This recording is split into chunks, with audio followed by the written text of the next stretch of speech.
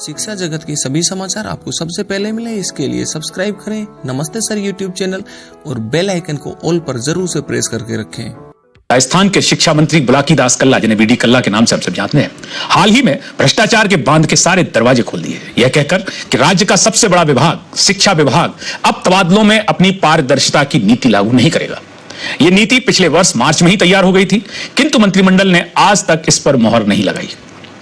इसके विपरीत राज्यसभा चुनाव से पूर्व तबादलों पर लगा प्रतिबंध भी हटा दिया गया।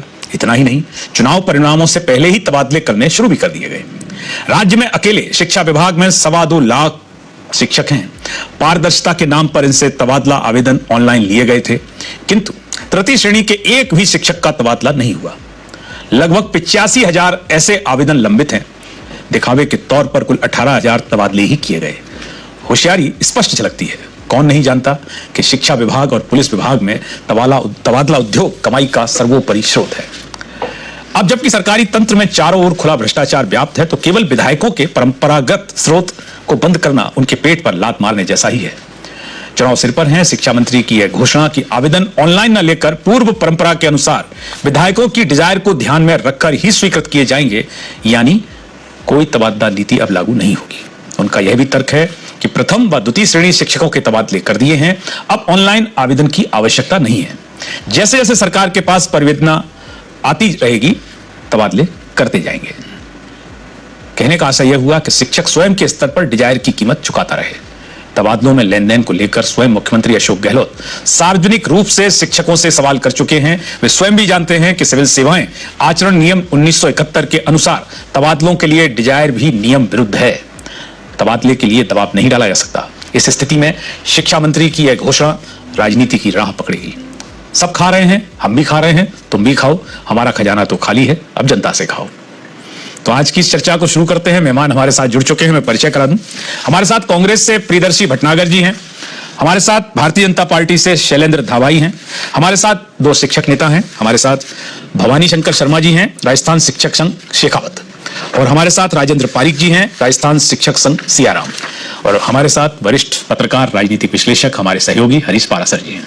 सभी मेहमानों का बहुत बहुत स्वागत, अभिनंदन। हम सबसे पहले प्रियदर्शी भटनागर जी के पास ही चलेंगे। प्रियदर्शी जी, दावा तो यह था कि तबादले नीति से ही होंगे, धैर्य रखें, ये क्या हुआ? तो वो उद्योग का उद्योग ही रहा। जी, ये देखिए, मैं पुरानी बात नहीं करूंगा, मैं आपको आज की बात बताता हूँ। आज बीडी कल्ला जी ने बिल्कुल स्पष्ट तबादलों को लेकर बिल्कुल स्पष्ट किया है। उन्होंने आज सार्वजनिक तौर पर यह कहा है कि जो तबादले हैं, एक तो तबादले नई नीति के माध्यम से होंगे। प्रमुख सचिव के सामने नई तबादला नीति का पूरा प्रपोजल प्रस्ताव पेंडिंग है।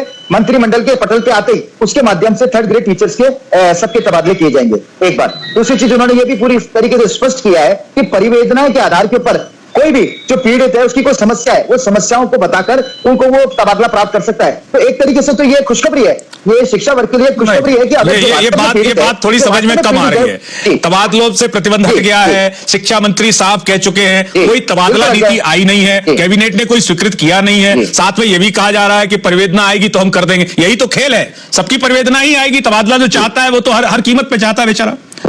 जो रसूखदार है वो रसूख से, जो जिसका रसूख नहीं है उसके सामने रख दिया जाता है, डिजायर ले आओ।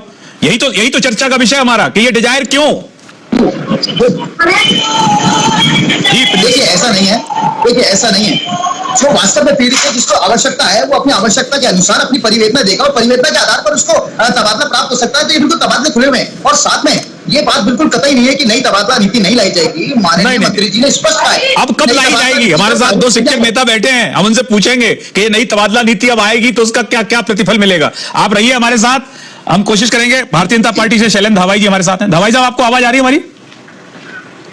अभी वो नहीं जुड़े हैं, हम शिक्षक नेताओं के पास चलते हैं। भवानी शंकर शर्मा जी, बहुत कहा गया कि नई शिक्षक नीति, तबादला नीति आएगी, उसके अनुसार होगा, और मुख्यमंत्री ने भी ये माना आप ही लोगों के कार्यक्रम में कि सुना है लेन देन होता है। फिर कहां गड़बड़ हो गई? आपको क्या लगता है? देखिए, ये जब से हमारा भारत देश में आजादी प्राप्त की है, यानी लगभग 75 साल हो गए।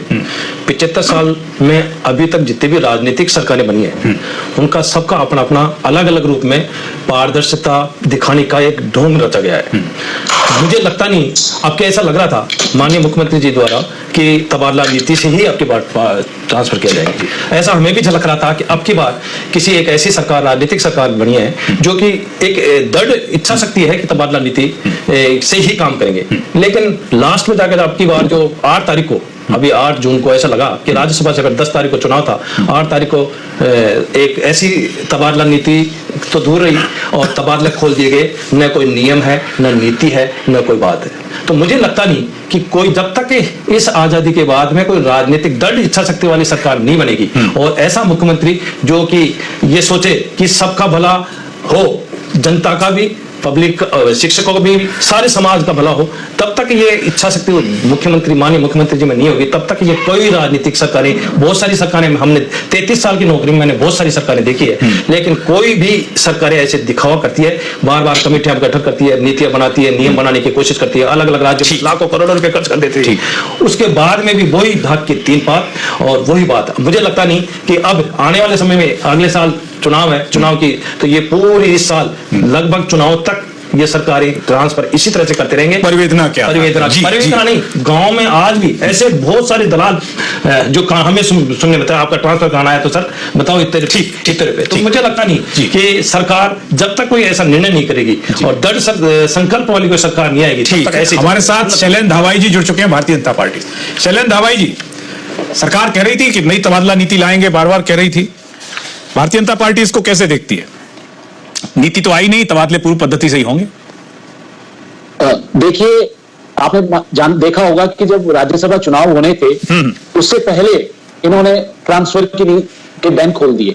तो इनकी मंशा कांग्रेस पार्टी की तभी साफ हो गई थी कि ऐसी कोई ये तबादला नीति लाने वाले नहीं है, ये सिर्फ कह रहे थे कि हम तबादला नीति लाएंगे और एक पॉलिसी, स्पष्ट पॉलिसी होगी, पारदर्शी पॉलिसी होगी और उसके तहत सबका तबादला होगा। जिस हिसाब से उन्होंने विधायकों की नाराजगी को दूर करने के लिए, विधायकों के विरोध को दूर करने के लिए जिस हिसाब से उन्होंने राज्यसभा चुनाव से पहले ट्रांसफर पे बैन हटा दिया गया, उससे स्पष्ट हो गया था कि ऐसा कुछ होने वाला नहीं है और परियोजनाओं के आधार पर और डिजायर के आधार पर ही सारा खेल चलता रहे।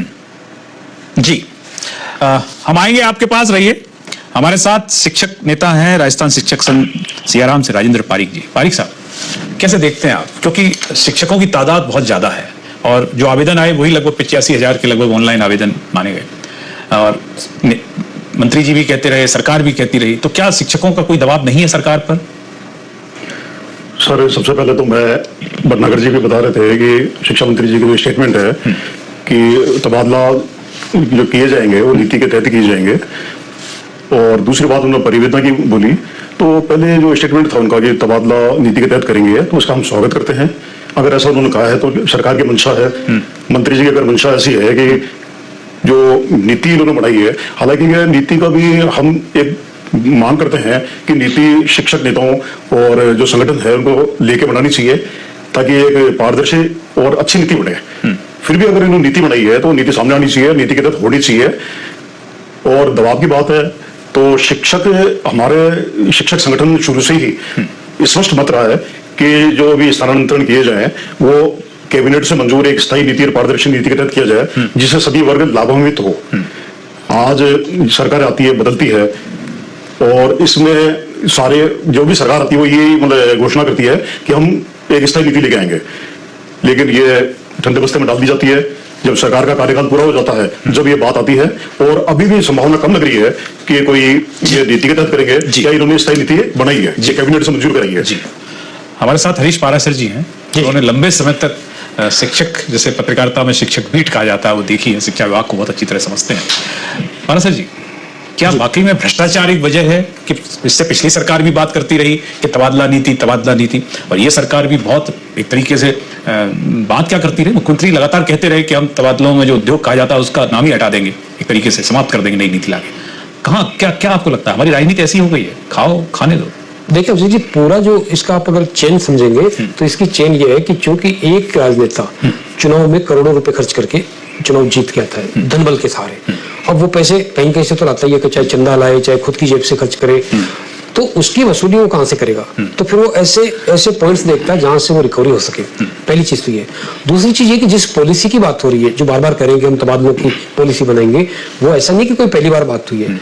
कम से कम शिक्षा विभाग के बारे में तो मैं कह सकता हूँ कि आज से 50 साल पहले, आज से 40 साल पहले, आज से 20 साल पहले, और मुझे ठीक से याद है मैं जब शुरुआती दौर में एजुकेशन कवर करता था, मंगल बिहारी कमेटी एक बनाई थी सरकार ने, रिटायर्ड आईएएस थे मंगल बिहारी, उन्होंने क्लियर कट पॉलिसी बनाई थी जिसमें पूरा एक तरह से गाइडलाइन तय की थी कि आप किस तरह से अपॉइंटमेंट करेंगे, किस तरह से ट्रांसफर करेंगे।